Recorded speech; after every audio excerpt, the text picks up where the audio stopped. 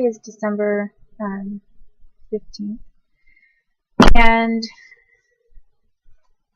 2014, and I just made a video about a hypothetical situation to explain how it's hard to know when someone is being tortured to do something because of being coerced and blackmailed and trapped, and when they're actually participating. And I gave an example from my own personal history and experience to support that. And so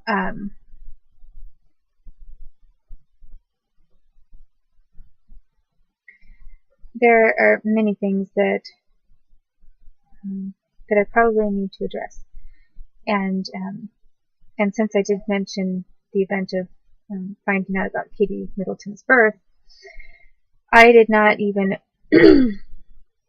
attempt to explain the United States government's efforts to remove an entire year out of my life and pretend like something never happened. They changed some dates around and had me repeat a elementary school grade even,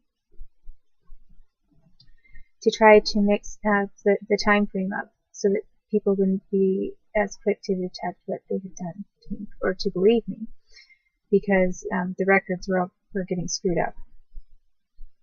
And that's important too, because that occurred at a time where I was under a lot of excessive torture and rape, and some of these things that I'm talking about with regard to sex abuse, those kinds of things were happening with even worse frequency then.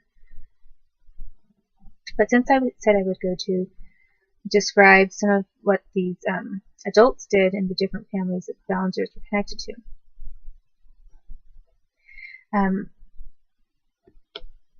I guess what I can start from is, well, I've already alleged that there are a number of rapists who raped me when I was older, a young adult. And some of those individuals include a guy by the name of Richard, who had a sister named Helen, who lived in Portland, Oregon.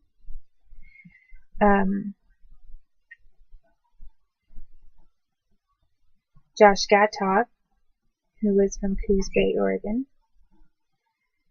Robin Bechtold, 2 different occasions, from Sherwood, Oregon. Brian Haynes from the Sherwood, Wilsonville, Oregon area. And Mike Tanzer, Portland, Oregon. And Alvaro Pardo, Maryland and Washington, D.C. area. Chris Dabney, Washington, D.C. And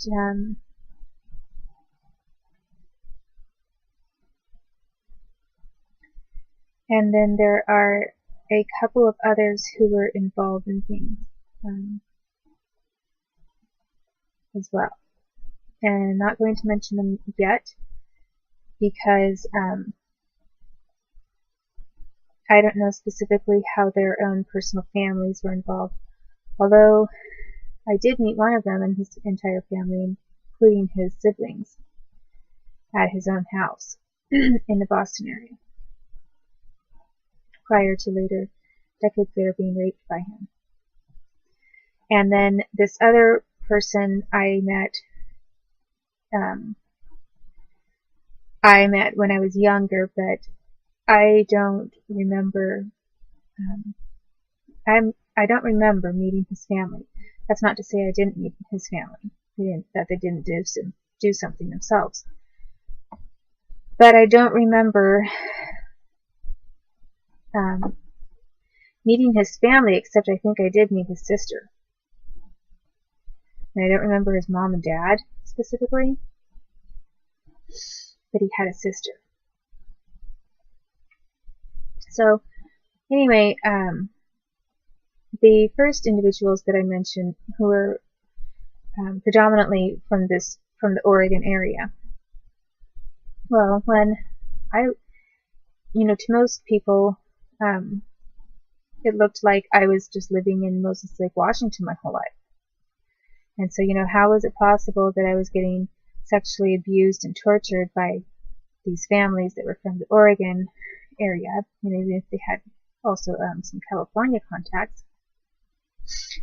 Why would it be quote unquote government conspiracy for me to have lived in Moses Lake, which it looked like I was living there the whole time, and then later a bunch of Oregon guys raped me when I'm a young adult? That doesn't make any sense to most people, of course. And what happened is, as I say, I was getting trafficked as a kid between the Moses Lake, Washington area and Wenatchee, Washington area, and the Portland, Oregon, and Sherwood-Wilsonville, Oregon area. And as I've also mentioned already, several of those Oregon individuals, I guess because it's close to California maybe, they had a lot of family members that were also in California, and they had a lot of contacts with celebrities, which I think had something to do with the government, because I was getting exposed to the regional FBI offices there in California a lot. And I was also getting equally exposed to a bunch of celebrities. And some of them do work for the government. There's a large number, in fact, of them that do. And people like the Ballingers, at some point I started thinking they act like they're just weird drug middlemen for the celebrities, because I was getting tortured by some random people at like Ballinger's house, or their houses, and then finding out and knowing that they also were getting maybe supported or paid, or they were doing this on behalf of some people who lived in California, who were celebrities, and a few of them didn't want to, I guess, come over and do that themselves. But then one or two made trips to be physically present when some of these assaults occurred. So the Ballingers knew all of these men who I say raped me later in Oregon. And aside from specific incidents where I got raped, and these men were the sons of government employees who worked for the United States government, who were also trying to use specific triggers and torture and threats that had been ingrained and instilled in me for decades. They were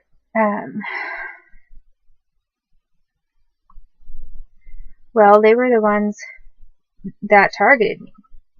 I can't even think of a person that actually targeted me in that manner who was not connected to those same government workers.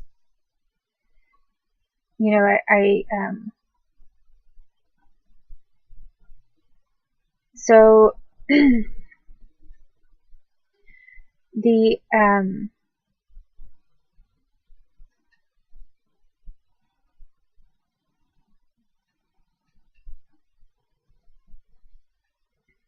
So basically, I think I really need to mention some of the things that the families were participating in, when I was getting trafficked as a little girl, before I can describe how I got raped by their sons later.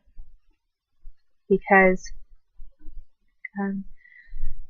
because it was so bad, and these people are so interconnected.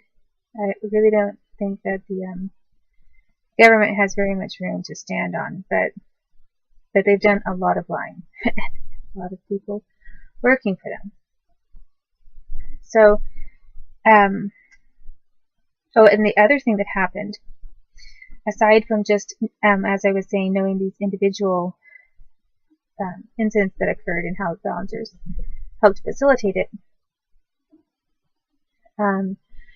there was also a larger en masse raping scene of me, which I already sort of described as involving certain individuals at Lonnie Ballinger's house in in Oregon. But it was a whole lineup of individuals. And in the last day or two, as I've had time to think about things and different things have come back to mind, I remember I was starting to write down some of the names of the individuals who showed up there, and it wasn't like just a small group showed up and I got and they wanted me to drink wine and I got drunk and then they raped me. They had an entire lineup of men going in and then having me drink with them when I was under the age of 12, and telling me, come on, just be a good sport and maybe we can get you out of here. You just be cheerful and have a drink with us. They were coming in one by one and then assaulting me, and I didn't really know what to do because I was trained not to react, or I would get killed or tortured worse with an electrocution box. So I got repeatedly raped, and the Ballingers used their own house as the landing pad for these rapists. And and then the last person who raped me took my jacket from me and said, "You won't be needing this anymore," and just stole my coat. And that seemed to be some kind of a theme with these government criminals. They were constantly stealing my coat, my jacket, or my coat. And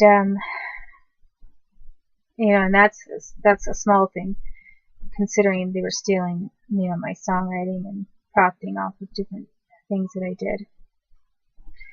But so there were a number of people that the Ballingers were connected to. A few of them even flew in from other locations to be part of this gang rape of me at their house. And that's when I was younger, and after they had participated in trying to force me to accept being raped. The other